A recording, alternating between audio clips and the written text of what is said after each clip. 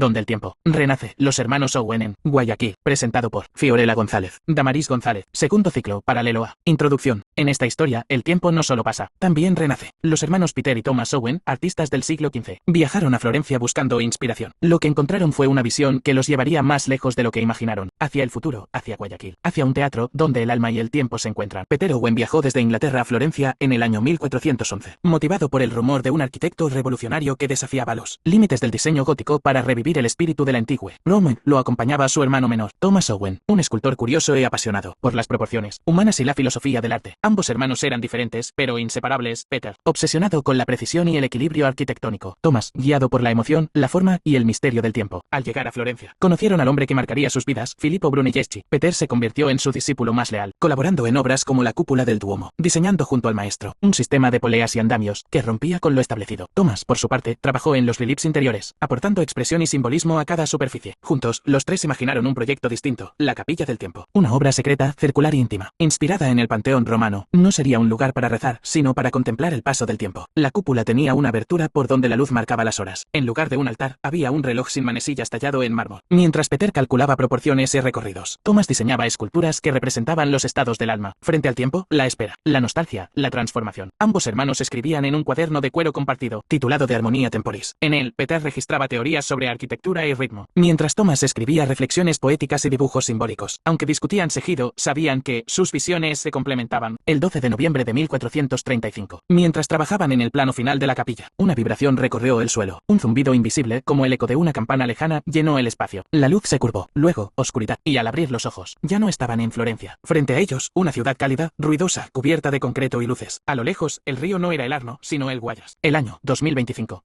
La ciudad, Guayaquil. Desconcertados pero vivos, los hermanos tardaron días en comprender lo sucedido. El proyecto de la capilla, su visión del tiempo, se había manifestado de una forma inesperada. Habían viajado al futuro. Peter quedó fascinado con la arquitectura moderna, mientras Thomas, más crítico, observaba con asombro y cierto desencanto las estructuras impersonales, la velocidad de la vida y la ausencia de pausa de espacios para la reflexión. Detectaron un problema urbano y emocional. La arquitectura se había vuelto funcional, pero vacía de sentido humano. Faltaba belleza venustas, armonía espiritual, lugares para el alma. Ambos sintieron que debían adaptarse, pero sin perder su visión del arte. Se instalaron en una zona exclusiva de la ciudad, y fue allí donde descubrieron Puerto Santa Ana, un complejo turístico y cultural lleno de vida, donde convivían memoria y modernidad. Edificios, museos y un malecón frente al río. Fue en una mañana soleada, mientras los hermanos caminaban por el malecón, cuando se toparon con el Teatro Sánchez Aguilar. Su diseño, aunque contemporáneo, les transmitía un eco de familiaridad. Peter se acercó a la fachada, analizando sus proporciones. Thomas entró en silencio, observando cómo la luz se filtraba por los pasillos. Cuando salieron, discutían sobre si aquella obra, en su espíritu, recordaba al equilibrio vitruviano. No sabían que alguien los estaba escuchando. Christian Wiese, el arquitecto de la obra, había presenciado su discusión. Curioso por la forma en que medían el espacio, y hablaban de proporciones con términos antiguos, se acercó. Al principio, desconfiado. Pero cuando Peter abrió su cuaderno de notas, De Armonía Temporis, lleno de trazos geométricos, secciones, dibujos de cúpulas y cuerpos humanos inscritos en círculos perfectos, su curiosidad se transformó en asombro. Thomas, por su parte, le mostró una escultura tallada en piedra local, una figura humana sin rostro, con los brazos abiertos al cielo, sobre una base que giraba con los puntos cardinales. Era un símbolo del tiempo contenido en el cuerpo. Wiese no sabía si creer en su historia, pero sí creyó en su conocimiento. No importaba si venían del pasado o si eran genios ocultos del presente. Lo que traían era algo que hacía falta. Así, decidió confiar en ellos. Les propuso colaborar en el diseño de un nuevo teatro junto al edificio Sea Point.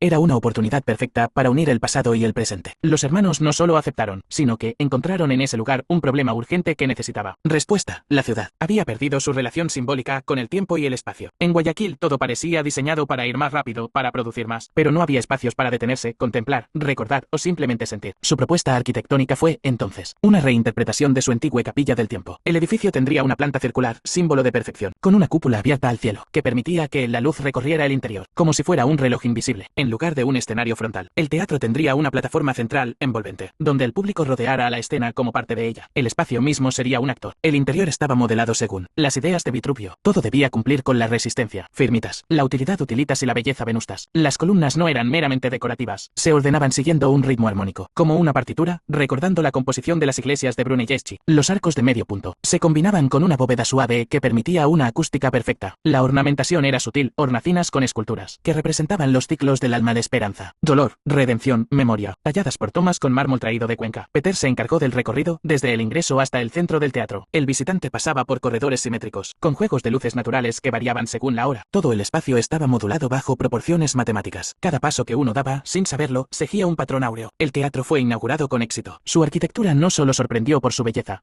sino por su profundidad simbólica. Se convirtió en un símbolo de encuentro entre siglos, donde la historia no se exhibía, sino que se vivía. Con el paso del tiempo, el teatro se convirtió en un símbolo de encuentro entre el pasado y el presente. Una obra que no solo reflejaba la visión artística de sus creadores, sino también el viaje extraordinario de Peter y Thomas a través del tiempo. Su experiencia en la modernidad no solo cumplió un propósito personal, sino que también dejó una huella tangible en la historia arquitectónica de la ciudad. Ambos comprendieron entonces que su travesía no había sido un accidente, sino parte de un destino mayor: unir épocas a través del arte y la construcción. Así, entre las luces del escenario y los ecos del río Guayas, su legado quedó inmortalizado, como testimonio de que, incluso los sueños más improbables pueden tomar forma en piedra, vidrio y emoción. Los hermanos Owen demostraron que los valores de hace 600 años no han caducado, aún son necesarios. Su propuesta busca generar en el visitante una experiencia similar a la que producía San Lorenzo o la Capilla Pazzi, un encuentro íntimo con la arquitectura como expresión del alma. ¿Y tú?